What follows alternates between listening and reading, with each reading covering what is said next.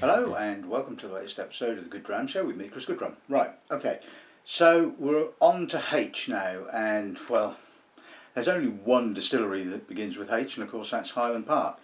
Now, I was kind of looking at all the samples of independently bottled Highland Park that I happen to have knocking about, and I was just looking at them and thinking, oh, there's quite a fair amount here. And I was thinking, how am I going to do a kind of a one-stop kind of Highland Park independent tasting when I've got so many different bottlings of different ages and things like that? And I thought, aha, let's do more than one. So if I get some samples from the distillery, then that'll end up being 4 episodes of the show on Highland Park. So you'll probably be well and truly Highland Parked out by the time I finish. So I've split the samples that I have down into sort of 3 groups. Today we will be looking at 13 and 14-year-old Highland Park. The next episode of the show will probably be 15 to 18, I think, and then 18 or something like that. Anyway, I've grouped them together, and because there's quite a variety of different bottlings, and I thought it would be nice to sort of really get under the skin of Highland Park. So, like I said, if I get the distillery bottlings, then obviously it will be an interesting contrast to see how the independent bottlings differ from the distillery bottlings. Generally speaking, it's going to be sherry at the end of the day, or sherry casks, with the distillery using a fairly large proportion of sherry casks in their bottlings. I read it's somewhere in the region of sort of 80% first fill and 20% refill. No, 20% first fill and 80% refill, which I imagine is probably quite correct. So you don't see a lot of American oak aged Highland Park bottled, but you do in the independents. So, and as I've always said, it's, you know, tasting the distillery's output or distillery's whiskey in American oak gives you more of an idea of the character of the spirit, as opposed to having it sort of like, you know, enhanced or blanketed or whatever you want to say by sherry. So Highland Park. So this week I'll give you a little bit of waffle about the history of Highland Park. Obviously won't bother in the next episode. So it was founded in 1798. It's a fairly small and quite pretty little distillery, it has to be said, you know, all brick and what have you, you know, local brick. It has a capacity of 2.5 million litres, although I don't think it's anywhere near close to working to capacity. I think I read in the book that they were planning to try and get up to about 2 million litres a year, but whether they're there or not, I have no idea. So it was founded in 1798 by somebody by the name of David Robertson, founded on the site of an illicit still, which was operated by one Magnus Unison. And as you know, Orkney has was a part of the Viking kingdom and all that kind of thing, so it has a very Norse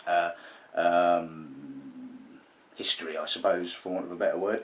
I guess up until about sort of the early 1900s, it kind of sort of meandered its way. It was owned in 1816 by John Robertson, I'm guessing who was a relative of the founder.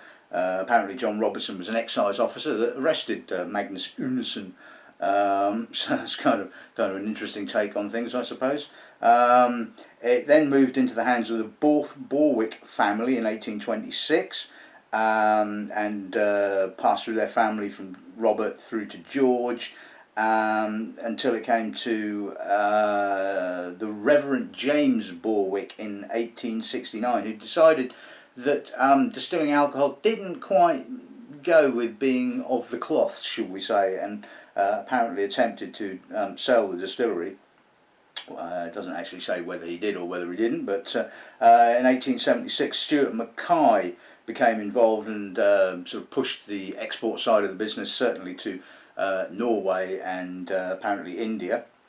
In 1895, James Grant of the Glenlivet distillery buys the distillery, and about 3 years later adds 2 more stills to the distillery, bringing the production capacity up doubled.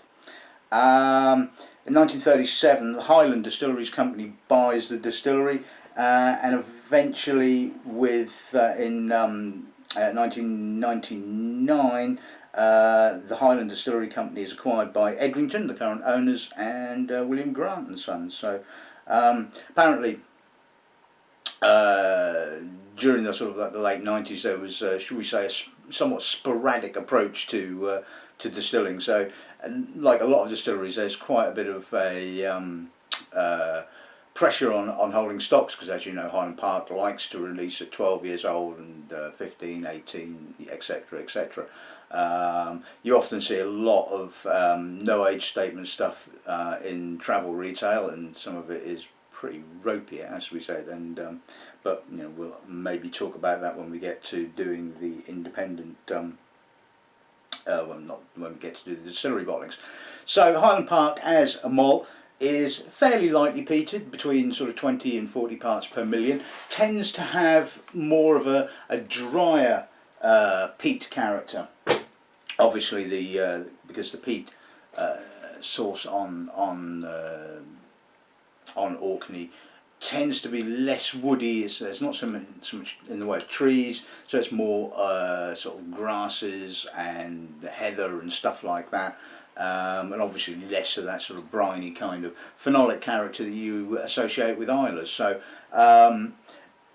Highland Park can come across quite peated, or you know, and sometimes sort of practically unpeated at all. So it's quite not quite as diverse, shall we say, as Coalila, for example, but certainly you get, you know, quite a range of different styles from the distillery. So that, I mean, I think that's probably enough waffling, and I shall introduce this afternoon's little lineup.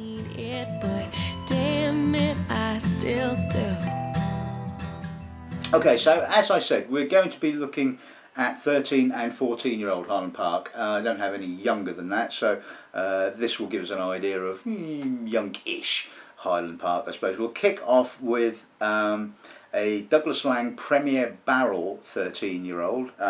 This was, if I read my notes, distilled in October of 1998, bottled in June of 2011. So quite an old bottling, it has to be said, as are a lot of these samples.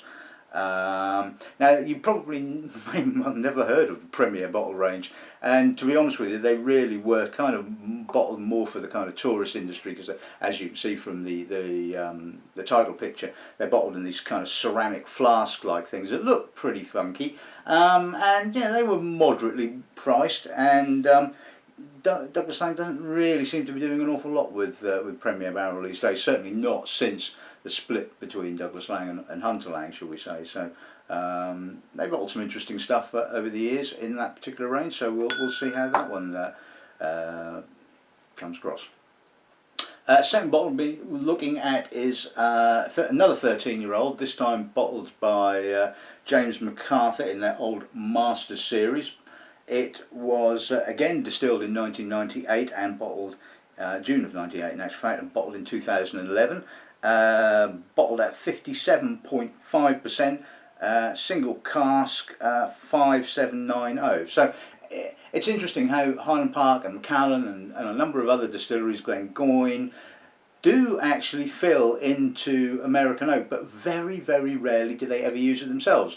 I mean, Macallan have in times and occasionally Glengoyne, but Highland Park you very rarely see purely in American oak, so which is quite interesting. So I'm guessing that the majority of American oak aged Highland Park tends to go probably to the famous grouse, as that's sort of Edrington's fairly big brand. So anyway, the third bottling we'd be looking at is another 13-year-old. This is bottled in the Douglas McGibbon Provenance range, again distilled in 1998, September of 98, and bottled in August of 2011, bottled at 46%.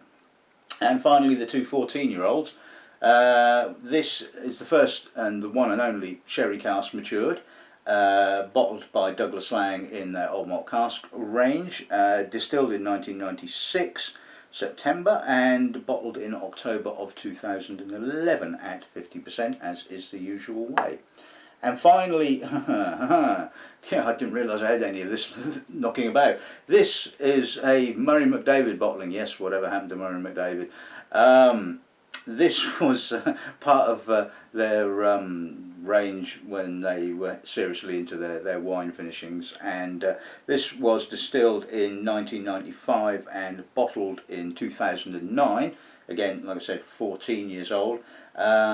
Finished in ex-Chateau Lafite casks, so it'll be interesting to see what that's like then, won't it? So anyway, there you go, that's this afternoon's little lineup, so let's kick off with the Premier Barrel bottling.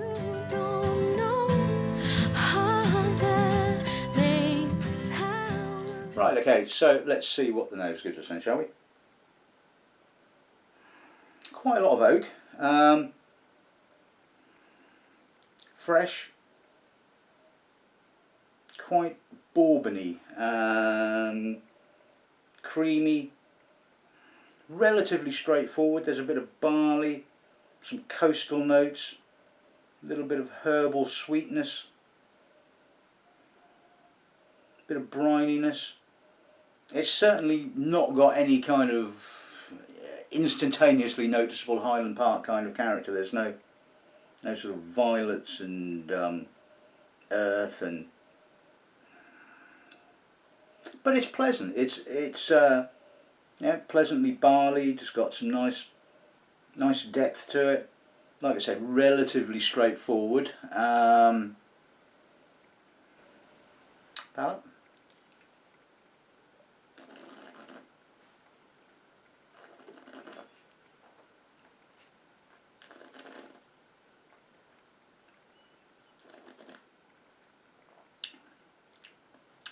Palate has got a lot of oak as well. Creamy, caramelly,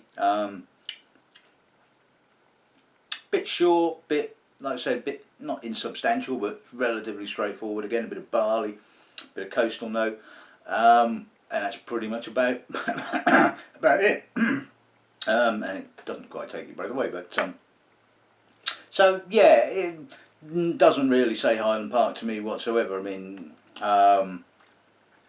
but it's not bad whiskey. It's pleasant enough. You've been full DNA, you've been dark blue. Okay, moving on to the James MacArthur 13-year-old. Let's see what the nose gives us on this then, shall we? That's really pungent, oily, barleyed. It's got some lovely light violets, honey, little bit of heather, a lot of honey. In actual fact, the honey's really starting to come through quite strongly now. Some earthiness, some sweet. There's a nice sort of sweet and earthy, slight peat kind of character.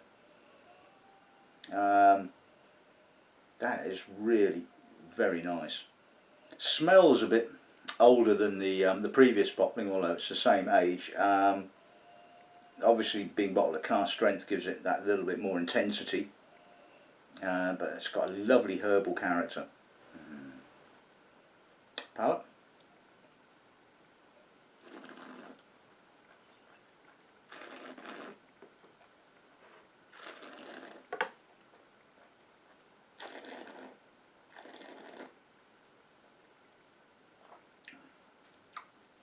Oh, it's got a spicy hit on the finish.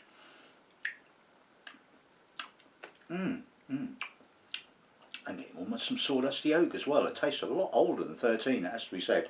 Again, very herbal, honey, heather, some earthy peat, but not a great deal of it, just enough there. Again, pleasantly barley, herbal. I probably said herbal, didn't I? It's a robust, it's full, it's got lots of intensity. This is more like Highland Park, it has to be said. With that kind of slightly heathery kind of windswept, slightly kind of coastal-y kind of character. That's a lovely bottling, and I remember we used to stock that and sold quite a bit of that, if memory serves me correct. So yeah, good bottling that. And I don't know where... Do you know, it's going back to the James MacArthur bottling. A lot of people just don't know of the Old Master series, and they are quite hard work selling. I mean, part of it is the packaging isn't the most attractive on the face of the planet, but you know, they bottle some great whiskey, it has to be said. I mean, they don't do too many bottlings every year. I mean, some years they probably don't do any at all, but you know, if you do find them, track them down, because they do some good stuff. But anyway, on to the next bottling, which is 13-year-old Provenance bottling. Let's see what the nose gives us. Ah, that's really oily and fishy. Almost Isla-like in character. Not a great deal of peat. Very, very, very lightly peated. Again, some slight dusty Parma violets. A little bit of heather. Some scrub. Not a great deal of oak, but really oily. Lot of spirit character. Mutton fat. Oh yeah, really, really muttony now. God, you can smell it. It's, God, they must have been taking a wide cut when they did this one, because it's not fainty and unpleasant. It's just really oily and lanolin and wow. Palate.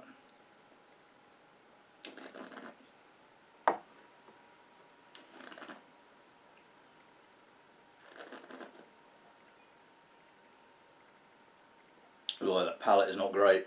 Oh, almost feels like it's disintegrating. You get this kind of fresh, almost watery element, and then you've got this kind of oily, sort of muttony, fatty. Yeah, I think they got a bit of a wide cut there, and it really doesn't have a great deal of character. It's a little bit innocuous, shall we say. It's possible that time hasn't done that particular sample any favours whatsoever, but yeah, it really doesn't say Highland Park at all. It doesn't really say a great deal of anything, to be honest with you, but there you have it. I'm your wilting rose, I'll get myself until... Okay, so moving swiftly on, we're on to the Old Malt Cask 14-year-old, aged in sherry, and yeah, you can see it's got a bit of sherry kind of colour to it. So let's see what the nose gives us then, shall we?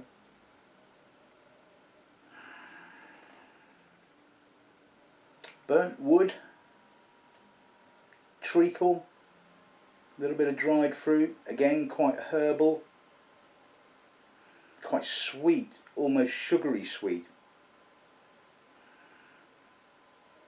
quite dark, not getting a huge amount of spirit character. It is predominantly about the sherry, but there again there's that sort of light violet note, there's some heather. I guess with this we're edging more closer to the sort of distillery style, and yeah, it's interesting. It's a lovely bottling. Like I said, I mean, good clean sherry, no sulphur. Slightly sugary, like I said, heathery. Yeah. Palate.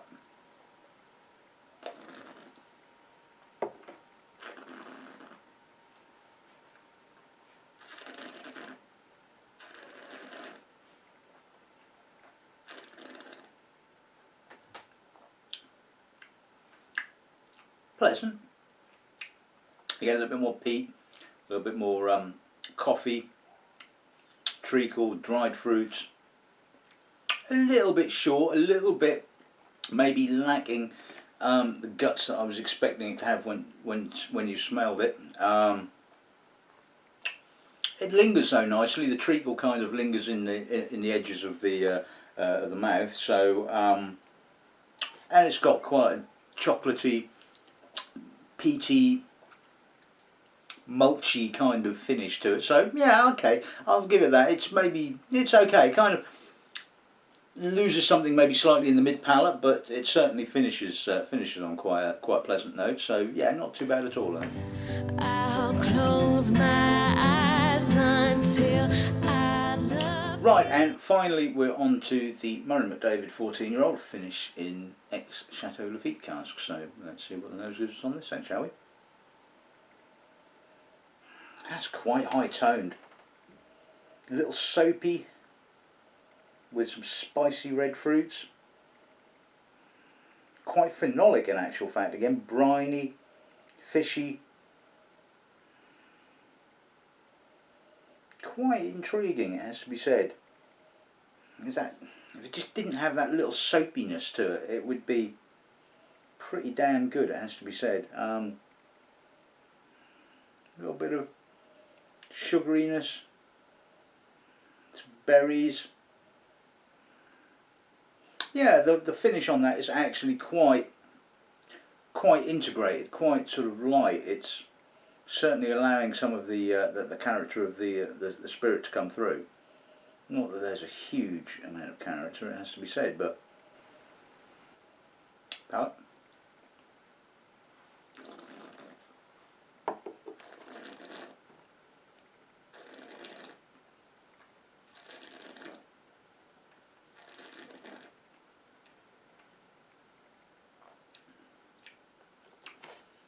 It's a bit short, it's a bit lacking something again. It's pleasant, it's winey, it's got berries, it's got a little bit of peat, a little bit of violet, a bit of barley, but it just kind of sort of meanders to a sort of close. It just doesn't have something, it just doesn't have that X factor, I suppose, to coin a phrase. Yeah, it's pleasant, but I don't think I ever remember stocking it at all, to be honest with you. So, there you go. I'll show you. Okay, so let's sum this little tasting up. So youngish Highland Park. Well, on this evidence, it doesn't really have a great deal of character, does it? I mean, you want the sort of the earthiness. You want a little bit of light peatiness. You want maybe some coastal character, the violets and the heather and the honey. And to be frank, the James MacArthur bottling, it was head and shoulders above everything else. I mean, yes, all right, you can argue it was the only cask strength bottling, but it had some intensity, it had some punch. Unlike the Premier Barrel, which really didn't taste of a great deal at all, the Provenance bottling, nice nose, good nose, just completely fell apart on the palate. I mean, that was, like I said, maybe age has kind of got to that sample. I mean, it is, bottled in 2011, so it's 4 years ago, and it's been hanging around. So it's a possibility that I'm not being particularly fair to that, but on this evidence, not particularly brilliant. The OMC bottling, yeah, okay, again. Yeah, youngish, sherried, not getting a great deal of character. It's kind of, it just difficult. There was nothing you could really pin down. There was no, and unlike some other sort of tastings that we've done, where you've got an obvious kind of sort of bedrock, I guess, and there is a general continuity of character, and you can go, yeah, I can see where that's going, and. These were all kind of like all over the place, and well, I suppose it didn't help with doing a wine cast finish, but I just thought it'd be interesting to chuck that one particular in. And again, nose was really interesting, just palate was kind of disappointing, and I think this is where it all comes down to, certainly with so many whiskies that I've tasted. Whoever's doing the selection is obviously nosing them, because they can't taste everything, because they'll just be completely and utterly hammered by sort of like lunchtime. And a lot of these whiskies, you smell them and you think, yeah, that's lovely, that's really nice, it's got a lovely aroma, and then when you taste it, the palate is just doesn't seem to live up to it. So well, there you have it. It's kind of a bit of an enigma tasting, it has to be said. Like I said, it was really difficult to kind of pin down some kind of character to youngish Highland Park, and these particular bottlings were pretty diverse, it has to be said. So yeah, there you have it. It's a bit of an inconclusive episode of the show, I think one would say. And we'll move on to next week, when we'll be looking at something with a bit more age, and hopefully with a bit more Highland Parky kind of character. Who knows? It's the wonderful world of whiskey. So anyway, hope you enjoyed this episode of the show, although it probably didn't conclude on any earth-shattering conclusion. So all that's left to say is good dramming and good afternoon. I've been patient